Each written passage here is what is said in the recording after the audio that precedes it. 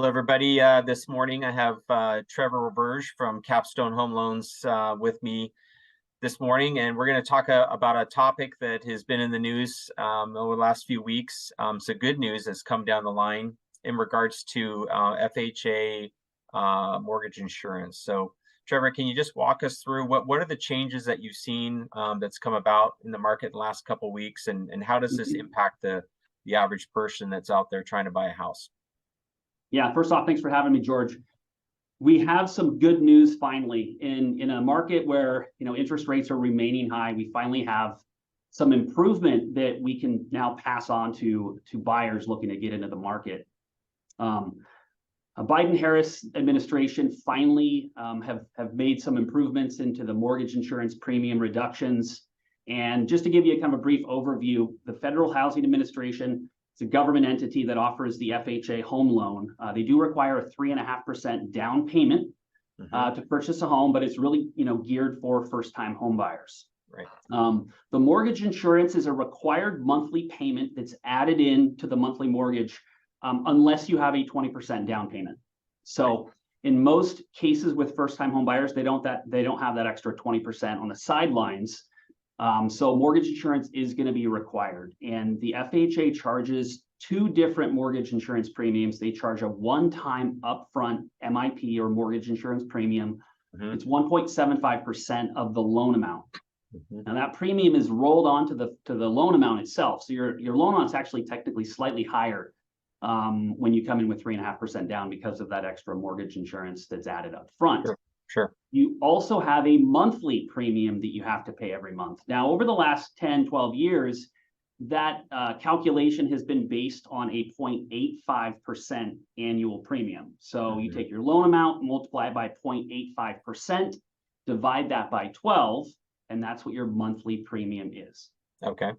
So FHA, over the last several weeks, has now taken that 0.85% factor and reduced it to 0.55. So they've essentially reduced the mortgage insurance every month by 0.3%. Now, what does that mean? That means that now buyers can either qualify for a higher mortgage, or they can take advantage of a lower monthly payment depending on what their perspective is for the purchase price. Right. So I did want to share my screen and just give you kind of the brief overview of how this all kind of plays out. Here's what we're looking at here. So with the mortgage term of 15 years or greater, I mean, the standard mortgage is a 30-year fixed mortgage. The previous mortgage insurance premium, and this is the kind of the common scenario here, 3.5% down or greater than 95% loan to value. So in this case, most of the FHA scenarios that we structure are coming in with just a minimum 3.5% down. Sure. The previous mortgage insurance premium was 0.85% or 85 basis points, and now they've reduced it to 55 basis points. So they've essentially reduced this by 30 basis points, which now translates into a lower monthly payment. Gotcha. There are a few other scenarios here. If you come in with 5% or greater, 5 to 10% down, it's going to be a slightly better improvement from going from 0.8 to 0.5. And then if anything less than that is always going to remain at the same amount. Got it. Okay.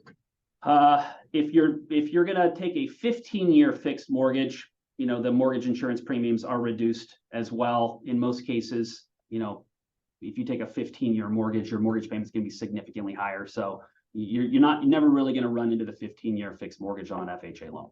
Right. Now, how does this translate into monthly savings? I've ran a few different scenarios here. For someone buying a $300,000 house, their mortgage per year is going to reduce by $900 or about $75 a month on their mortgage payment. Okay. With a $400,000 mortgage, it's $100 a month savings.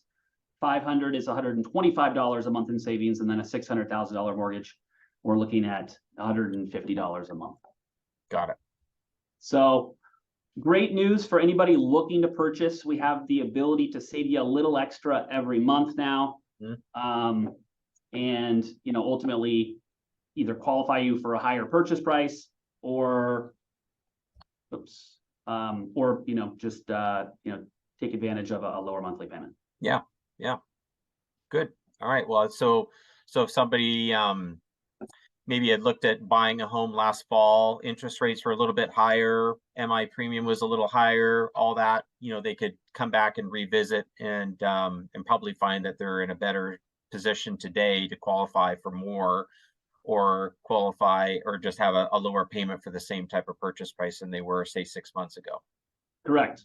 Yep. Yeah, these went into effect last month. So anyone who was, contemplating qualifying over the last year, they should definitely reconnect with their loan officer and rerun these numbers, because it may put them into a slightly higher purchase price range. Yeah.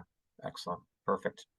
Okay, well, thanks for breaking that down for us, and I really appreciate the monthly.